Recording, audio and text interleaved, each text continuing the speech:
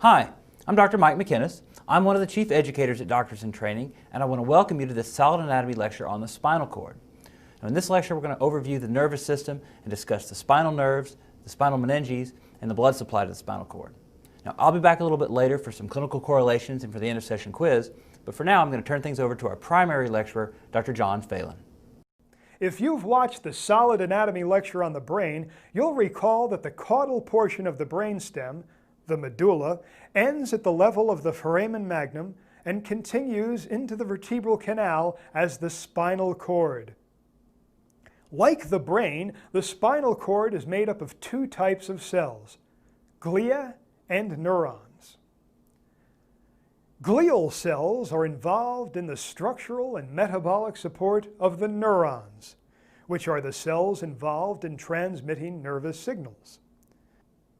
A typical neuron, but not all neurons, has the following features: a cell body, where the nucleus of the cell resides, and two types of processes extending from the cell body, multiple dendrites and a single axon. Neurons communicate with each other through synapses, specialized junctions between the axon of one neuron and the dendrite of another. Axons generally transmit signals, while dendrites receive them. Axons covered by glial cells and the connective tissue that separates them from other axons are referred to as nerve fibers. The nervous system may be structurally divided into a central nervous system and a peripheral nervous system. The central nervous system consists of the brain and the spinal cord, while the peripheral nervous system is the collection of nerves outside the central nervous system that conducts impulses to or away from the central nervous system. In the central nervous system, a collection of cell bodies is called a nucleus, not to be confused with the nucleus of a cell. And a collection of nerve fibers is called a tract. In the peripheral nervous system, a collection of cell bodies is called a ganglion, while a bundle of nerve fibers is called a nerve. A peripheral nerve that relays information from the periphery to the central nervous system is said to be afferent or sensory, while a peripheral nerve that relays information from the central nervous system to the periphery is said to be efferent or motor.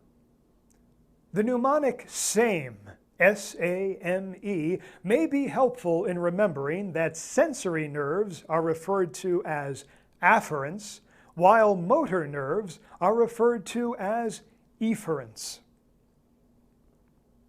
The nervous system may be functionally divided into the somatic nervous system and the autonomic nervous system. The somatic nervous system innervates structures that are derived from the somites in the embryo, such as the muscles and the skin, while the autonomic or visceral nervous system innervates structures not derived from the somites, such as the viscera, meaning the internal organs and the glands. Peripheral nerves may thus be categorized as somatic efferent, somatic afferent, visceral efferent, or visceral afferent. The two types of peripheral nerves are cranial nerves and spinal nerves. Cranial nerves, which are covered in a separate solid anatomy lecture, branch directly off of the brain and pass through openings in the cranium. Spinal nerves emerge from the spinal cord and pass through openings in the vertebral column, or spine. In cross-section, the spinal cord has a central butterfly-shaped or H-shaped area of gray matter surrounded by white matter. The gray matter is made up of cell bodies of neurons, while the white matter consists of axons covered by an insulating substance called myelin, which is white. More neurons are required for the innervation of the limbs than for the trunk. This fact is reflected in the cervical and lumbar enlargements present in the spinal cord. The central portion of the gray matter that connects the left and right wings is the gray commissure.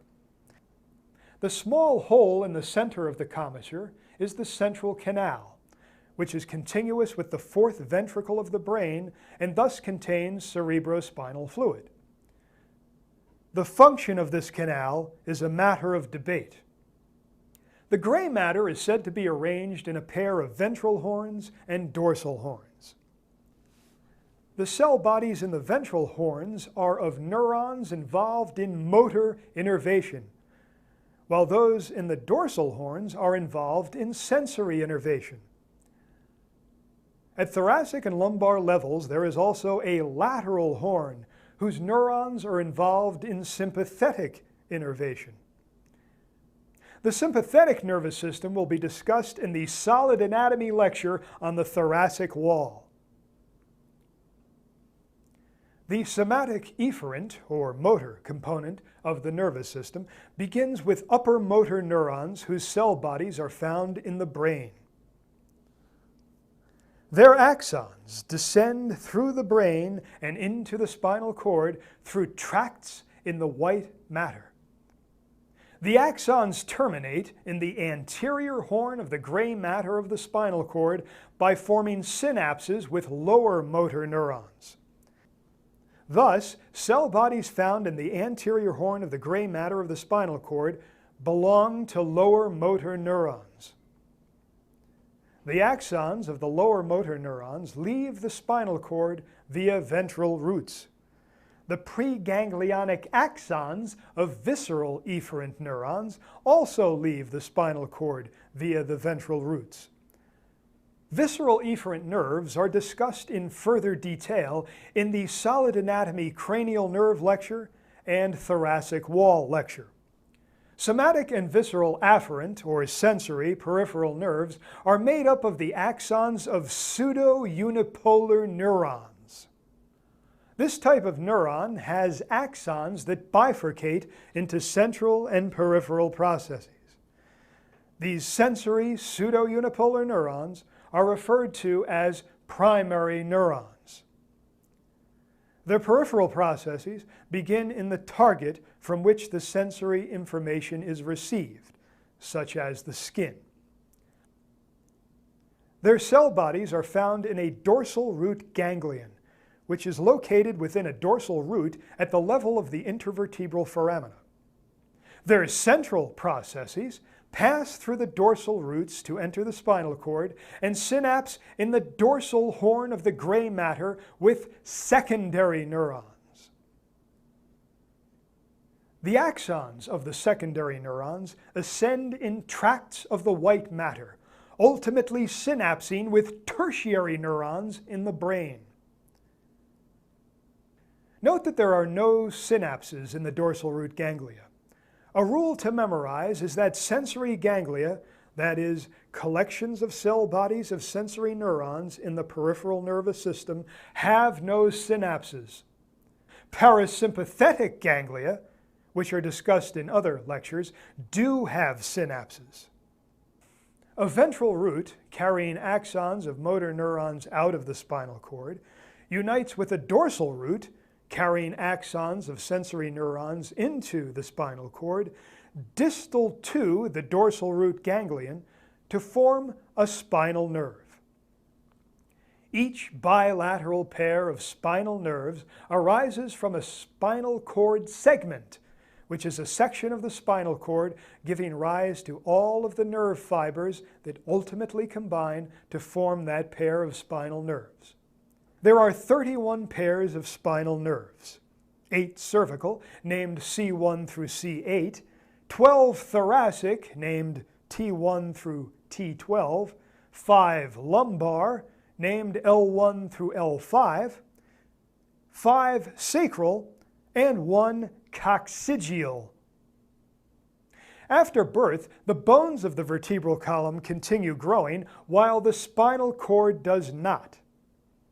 Thus, in the adult, the spinal cord ends at about vertebral level L1 or L2 as the cone-shaped conus medullaris, which is just distal to the lumbar enlargement. The ventral and dorsal roots of lumbar and sacral spinal nerves branch from the lumbar enlargement and the conus medullaris and continue inferiorly through the vertebral canal towards their respective intervertebral foramina. This collection of roots forms the cauda equina, named for its resemblance to a horse's tail. The C1 spinal nerve exits the vertebral column between the skull and the atlas. C2 through C7 exit through the intervertebral foramina formed by the vertebra of the same level as the spinal nerve and the one superior. For instance, the C6 spinal nerve passes through the intervertebral foramen formed by the pedicles of the C5 and C6 vertebra. The C8 spinal nerve exits the intervertebral foramen between the C7 and T1 vertebrae. T2 through L4 pass through the intervertebral foramina between the vertebra at the same level as the spinal nerve and one inferior. For instance, the T10 spinal nerve passes through the intervertebral foramen formed by the pedicles of the T10 and T11 vertebrae. The L5 spinal nerve passes through the intervertebral foramen formed by the pedicle of the L5 vertebra and the pedicle of the first vertebra of the sacrum. The intervertebral foramina in the sacrum open into the anterior and posterior sacral foramina. The first 4 sacral spinal nerves divide within the sacrum, and their rami exit through the sacral foramina. The 5th sacral spinal nerve and the coccygeal spinal nerve exit through the sacral hiatus.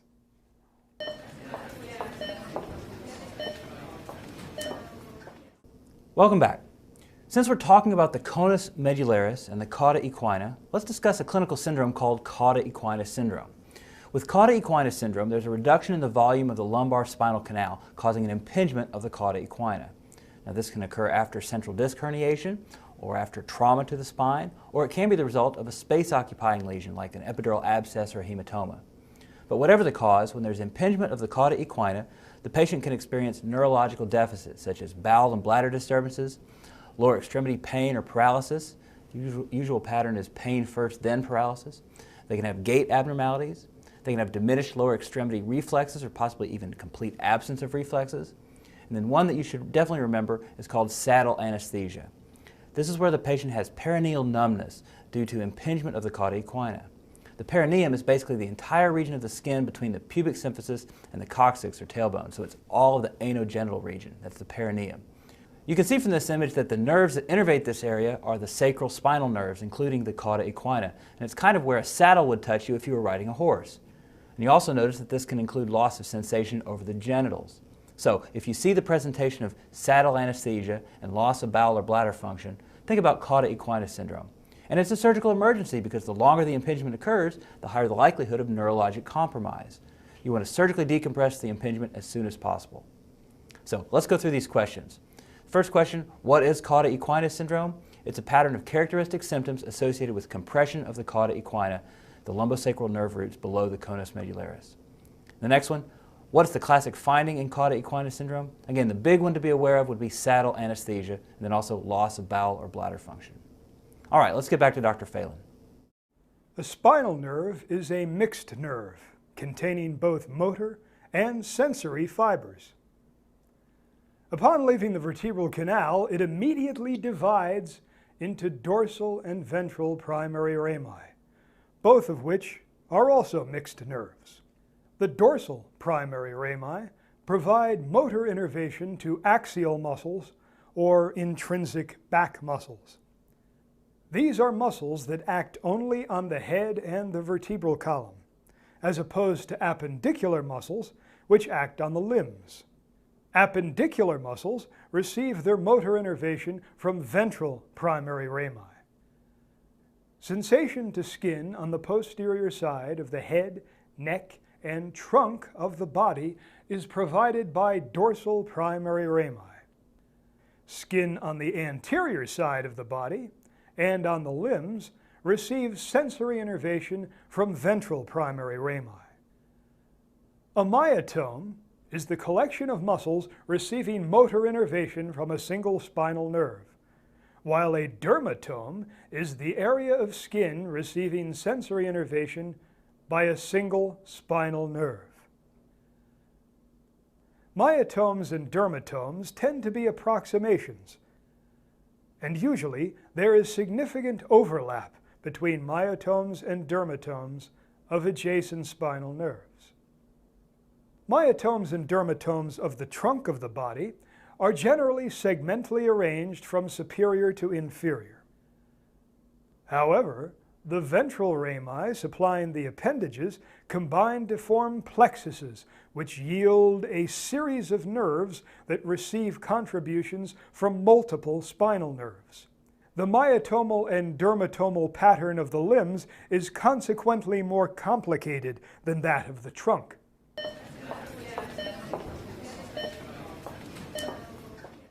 Before we move on to the meninges, I want to spend a little bit of time talking about the spinal nerves as they exit the intervertebral foramina. Now, one of the things you'll notice from this image is that as the spinal nerves exit the intervertebral foramina, they course close to the intervertebral disc. One pathology of the disc is that the nucleus pulposus can protrude through the annulus fibrosus and compress the nerve as it exits the intervertebral foramina.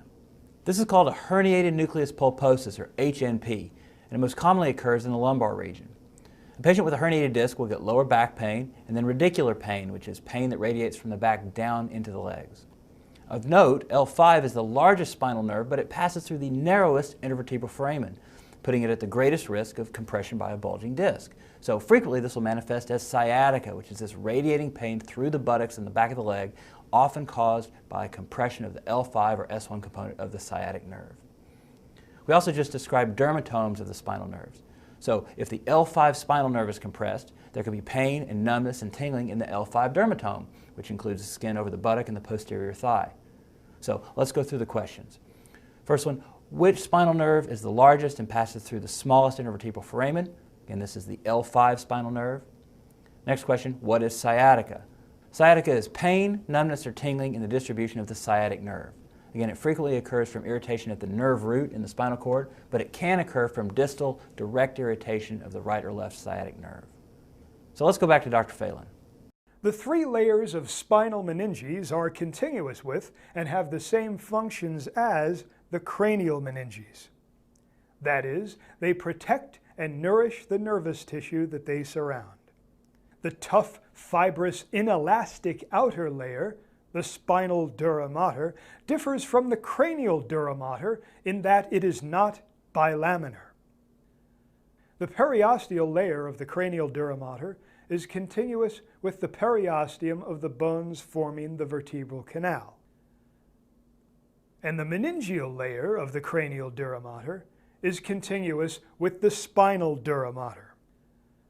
The dura mater forms the dural sac within the vertebral canal, which extends inferiorly into the sacral canal. The portion of the dural sac surrounding the cauda equina is called the lumbar cistern, which is a popular site for sampling cerebrospinal fluid by lumbar puncture. Between the dural sac and the walls of the vertebral canal is the epidural space, which contains epidural fat and the internal venous plexus. The dura mater extends laterally to surround the dorsal and ventral roots.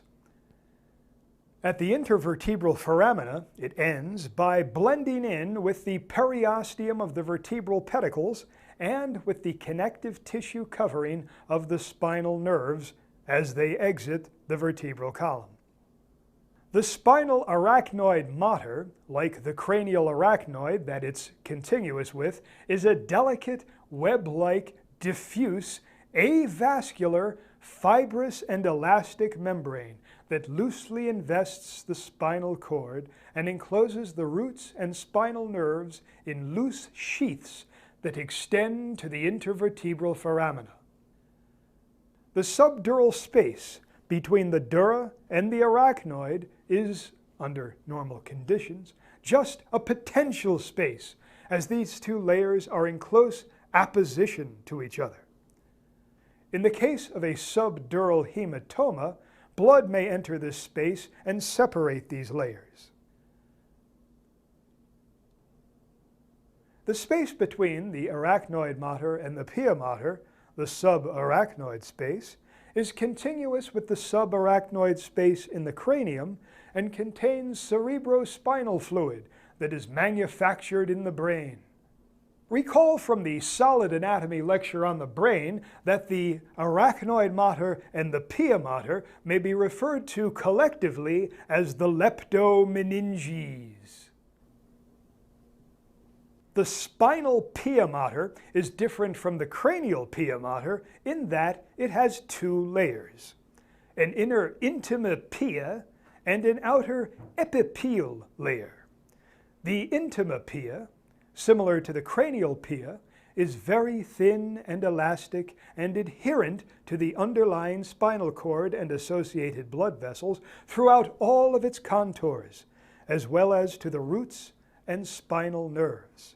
The epipele layer is thicker, carries blood vessels, and is partly composed of longitudinally oriented connective tissue fibers.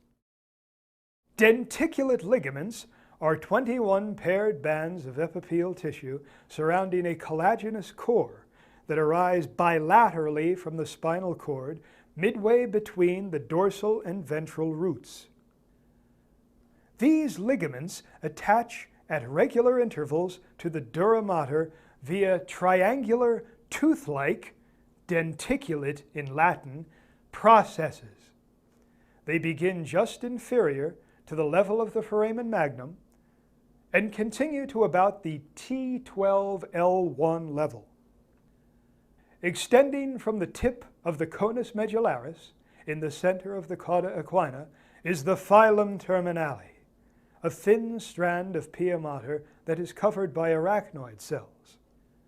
It blends with the dura mater as it passes inferiorly through the end of the dural sac in the vicinity of the second sacral level, and ultimately fuses to the periosteum of the coccyx. The denticulate ligaments and the filum terminale suspend the spinal cord in the dural sac and anchor it in place, preventing its displacement during movements of the vertebral column. The three main arteries supplying the spinal cord are the longitudinally oriented anterior spinal and paired posterior spinal arteries. Branches of the vertebral arteries, the ascending and deep cervical arteries, the posterior intercostal arteries, the lumbar arteries, and the lateral sacral arteries combine to form the spinal arteries.